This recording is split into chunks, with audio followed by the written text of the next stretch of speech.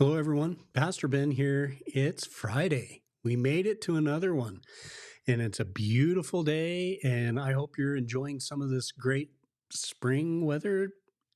Hopefully, it kind of lasts. That'd be nice.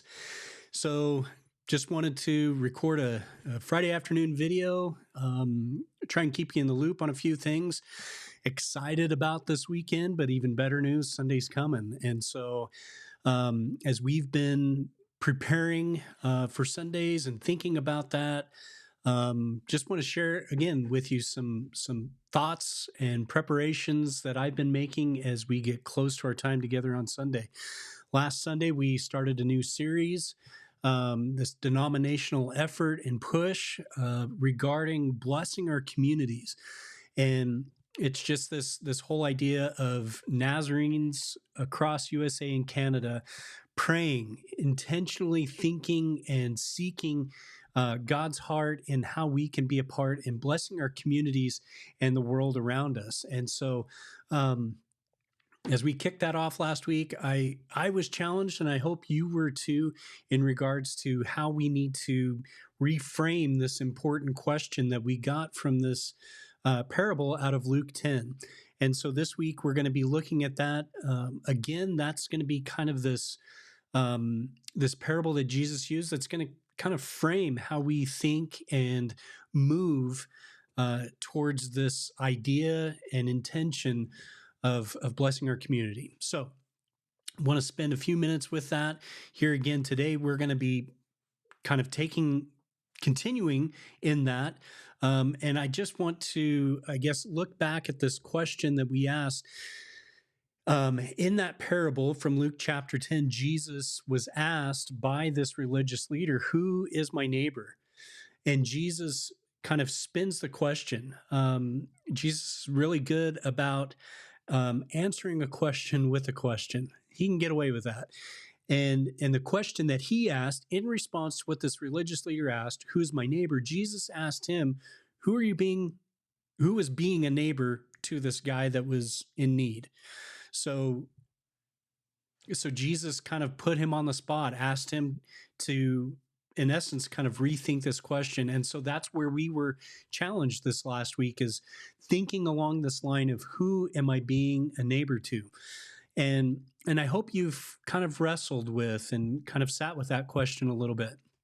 Let it kind of stir you and maybe challenge you a little bit. So we're going to continue with that same line of questioning. This all ties into the first and the second greatest command that Jesus gave. The first one is love God with all your heart. And then he says the second is like it, and love your neighbor as yourself. And so that's these two commands that really kind of give us the heart of where we are focusing and being challenged, for lack of a better word, I guess, being challenged to do these things as Jesus would have us do. As we're continuing to look at that, I want to share with you this passage of scripture out of 2 Corinthians chapter 5. And this is a great chapter to be reading through and looking at. But an important thing that we're going to be spending some time at is there in verse 20. Paul writes this: "We are therefore Christ's ambassadors, as though God were making his appeal through us. We implore you, on Christ's behalf, be reconciled to God." So this challenge that Paul gives comes from this heart that's been transformed and changed and motivated by this love of God through us, that in turn compels us to love our neighbor. And these words that Paul writes here, we are representatives. We are an ambassador of Christ himself. In other words, the words that we say, the words that we speak, the actions that we take, all of these are a reflection of Christ's work within us. And that's what we talked about last week, was we can't have an encounter with Christ and leave unchanged. We can't encounter Jesus in such a significant way and continue to live our lives in the same way that we have before. As Paul writes here, we're his ambassadors, Christ's ambassadors, as though God were making his appeal through us. In other words, what we say and what we do are the very things that God is wanting to communicate his heart to the world around us. And that happens through us. And so this this parable that Jesus uses of the Good Samaritan, this is what Jesus is trying to get us to see, that we are the very ambassadors, the very embodiment of Christ himself. And so this challenge is before us as we look at our community, as we look at the world around us. Who am I being a neighbor to? And it's changing this whole perception of not identifying who my neighbor is. That's irrelevant. Our neighbor is the people around us. So who am I being a neighbor to? Who am I acting these things out in front of? Who am I seeing with fresh eyes and a new heart?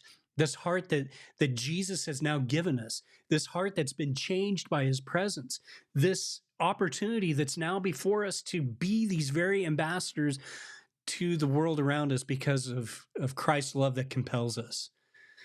So, as you continue to pray about this, as you continue to wrestle with these words of Jesus, I pray that you are asking this question: who am I being a neighbor to? Am I being a neighbor? This is a command. In essence, this is what Jesus tells us to do. The first and second commands: love God with all your heart, with all your soul, with all your mind, with all your strength. And the second is like it: love your neighbor as yourself. We don't get off the hook. There's not a kind of workaround. There's not anything that kind of gives us a free pass. This is a command. And Jesus, by making this a command, the challenge is to take this serious, to do what he's asked us to do. So we continue to be challenged in this. As we think about that, as we think about our community, being a blessing to our community, there's all kinds of other things that get drawn into these questions. You know, as we as a church wrestle with these things, who am I being a neighbor to? It invites us as a church to begin asking these questions. Why does our church exist? What purposes are we doing? Are we just a gathering of people that on Sundays we get a little pep talk and then, you know, kind of out the door? Or are we being challenged in such a way that we can't help but making an impact on the world around us? That's what needs to happen. That's my heart and prayer for you and for our church, is that we make kingdom impacts, that we are, as Paul wrote here, these great ambassadors, as though God were making his appeal through us. We implore you, we beg you, we want you to see this truth on Christ's behalf. Be reconciled to God. That's this invitation, this message that we have for the world around us, to be reconciled to God. And so how is the world going to see that? And it's going to be by our actions. It's going to be by our words. And so we need to take these words of Christ serious. And so as we continue working our way through this series and praying these prayers of blessing our community, what is it that our church can do? What is it that you can do in your world, the people that are around you, your sphere of influence? What effects can you have there? And then as a church, how can we be a blessing to our community? How can we be these ambassadors of Christ to the world around us? So this is a great and deep challenge. This is something that we cannot take lightly. And this is something that it's important for us to be praying about and praying through. What is it that God would have us do? So I encourage you again, look through this passage here. Again, it's 2 Corinthians chapter 5, verse 20. We're going to be looking at this great commandment that Jesus gives us in Matthew 28 and 25.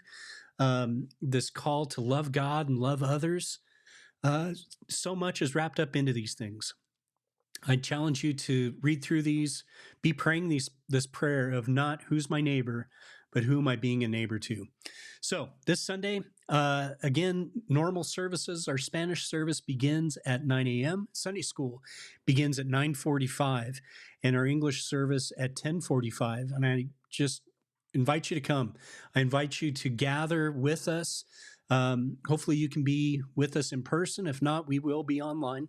Um, Also, want to remind you of an upcoming event happening on April 19th, beginning at 6. Yes, beginning at 6 is this presentation by Daryl Kripe that is a challenge that I think is fitting for us in this season of what we are endeavoring to do. And that is being intentional in engaging our world around us through evangelism and discipleship, and how that really kind of guides our church as we move forward. So I'm hoping that you're making plans to attend that. Bring someone with you.